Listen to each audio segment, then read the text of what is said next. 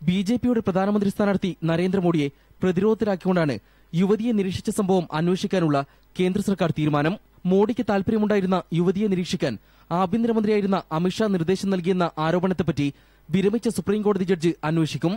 അന്വേഷണം ആവശ്യപ്പെട്ട് വിവിധ വനിതാ സംഘടനകൾ നൽകിയ നിവേദനങ്ങൾ രാഷ്ട്രപതി ആഭ്യന്തര മന്ത്രാലയത്തിന് കൈമാറിയിരുന്നു. ഇതേ തുടർന്ന് അന്വേഷണ കമ്മീഷൻ നിയമപ്രകാരം കേന്ദ്ര ആഭ്യന്തര മന്ത്രാലയം നൽകിയ ശുപാർശയാണ് മന്ത്രിസഭായോഗം അംഗീകരിച്ചത്. 3 മാസത്തിനകം അന്വേഷണം പൂർത്തിയാക്കി കമ്മീഷൻ റിപ്പോർട്ട് സമർപ്പിക്കണം.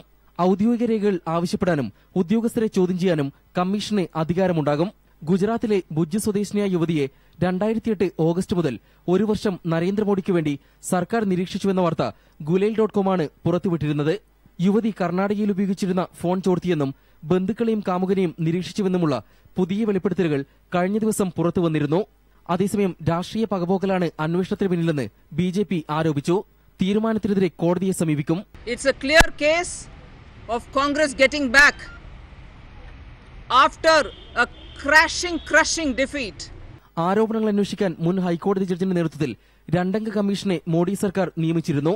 ഇതിന് സമാന്തരമായി നടക്കുന്ന പുതിയ അന്വേഷണത്തിൽ തെളിവുകൾ ലഭിച്ചാൽ അന്വേഷണം കേന്ദ്ര ഏജൻസിക്ക് കൈമാറാനാകും. M Unnikrishnan, New Delhi, India vision.